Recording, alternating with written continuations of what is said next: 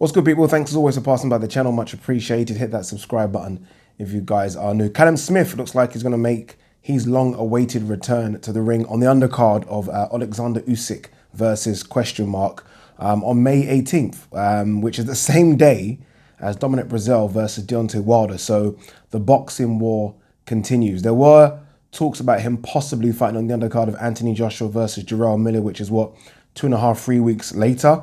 But it looks like they are going to chuck him on the Alexander Usyk versus, again, We don't know who Usyk's fighting yet. I think it will be Carlos Takam, but it still could be Povetkin, but it's more likely going to be Carlos Takam. If there was ever a way on how not to build your profile after a big win, then Callum Smith has this one hook, line and sinker, right? He has it hook, line and sinker. What has happened to Callum Smith since that win?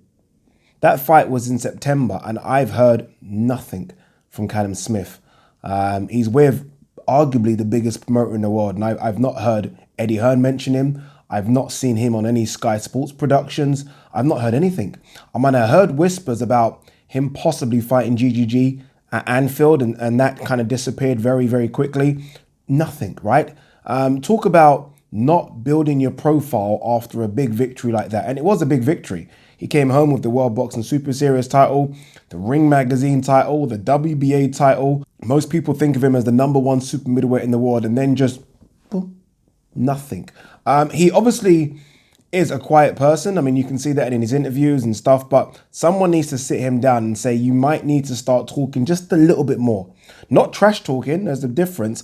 Just talking and getting yourself out there, right? Because we don't know who, or people don't know who Callum Smith is, which is a big shame because I still think he is a very, very good fighter. I don't know if he is the #1 super middleweight in the world. He's very good, but Benavidez the other day against Jalen Love, I know it's only Jalen Love, but he looked very good, right? He got, suspended for taking cocaine.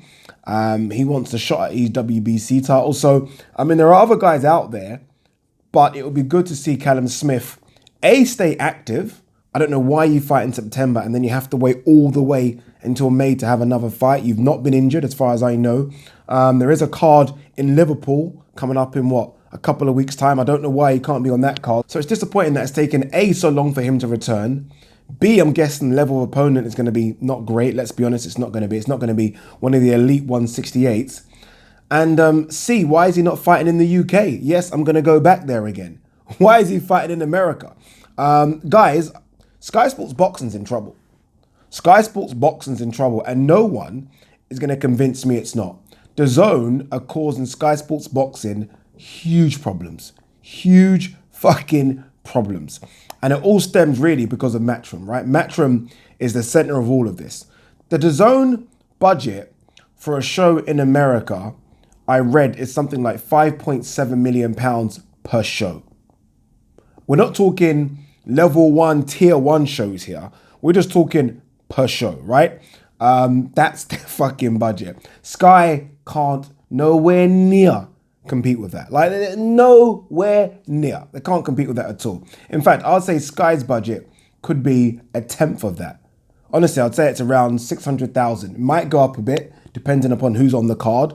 Obviously, it goes up when it comes to pay-per-view, but if it's like a standard card, like the one we got at the copper box, I'm pointing because it's just over there, then I'll say it's about a tenth of that DAZN budget. So £5.7 million for DAZN, Eddie Hearn has got in his pocket per show, compared to what he's got over here, which is, again, let's say £600,000. Could be wrong, but I'm telling you now, it's not touching the £1 million figure. No fucking way. Unless it's an Amir Khan or someone like that. So that's what they've got to compete with.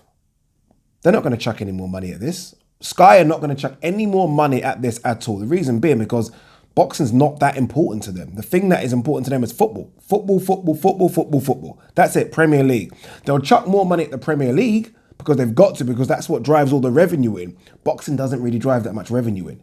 It really doesn't. The numbers in terms of people tuning in for this show at the Copper Box ain't going to be fantastic. It ain't going to be nowhere near a Premier League game, for example, is it? Right? So they can chuck more money at Premier League. They can't chuck more money at boxing. So all these decent boxers, and Callum Smith is a very decent boxer, I've got a choice to make. Do we go and fight on DAZN, which is still a Matchroom show, and Eddie can pay us a bit more because the budget is so big, or do we stay and fight at home? Right now, all these boxers are saying, fuck that, DAZN. right? We've seen it. I mean, Kell Brook looks like he's going to fight on the undercard of AJ. Ricky Burns will fight on the undercard of AJ. Katie Taylor's last couple of fights have been in America. Ricky Burns, Tommy Coyle, Callum Johnson, and now it's like Callum Smith, right? There is an exit door, and a lot of these guys are going to the exit door because that exit door says DAZN, and it says a lot more money than Sky. So big problems ahead for Sky Sports Boxing. These shows that we're getting now, and I'm not discrediting these shows at all, but I think this could be the kind of shows we get going forward for the next couple of years until either we get Anthony Joshua fighting back in the UK or DAZN collapse. Let's be honest, Sky Sports and Adam Smith are probably praying that happens, right? That DAZN, it doesn't work out. We tried, done, all the boxers can come back now. Because again, they can't compete with this money. And you only have to open your eyes to Matchroom's recent shows, right? The one in Peterborough, this show coming up at the Copper Box, even the show up in Liverpool. Decent, but let's be honest, we're talking, this is kind of tier 2, tier 3 kind of names on those cards, right? Good upcoming fighters, but no superstars, right? Decent names, but no superstars. That is what we're going to get going forward. That's what we're going to get, which is a far cry from what we've been having for the last 2 years. But what do you guys make of this? What do you guys make of Callum Smith fighting in America? What do you make of this long period of absence from Callum Smith? Again, he fought in September. He's talking about coming back in May. I mean, that's what Mayweather did at the tail end of his career. That's what Anthony Joshua kind of does now. I mean, Callum Smith is 28. He's at the peak of his powers, and he's fighting twice a year, right? I mean, I know he was in the World Boxing Super Series, but I'm sure he only had 2 fights in 2018, 1 fight in 2017, if I remember. And right now, in 2019, again, just 1 fight coming up. Eddie Hearn spoke about 3 possible fights, but I mean, Eddie Hearn talks a lot, doesn't he? So we'll wait and see. But what do you guys make of Sky Sports Boxing? I think it's very obvious they're in trouble when it comes to trying to compete with DAZN and getting their English talent, their top English talent to fight in England. And I wonder what they're going to do going forward. Obviously, they've signed this big contract with Matchroom. But if Eddie Hearn's only going to be putting on what I can only describe as tier 2, tier 3 shows, again, this might be the thing going forward. This might be the thing going forward, which is a shame. But let me know what you guys think. Peace.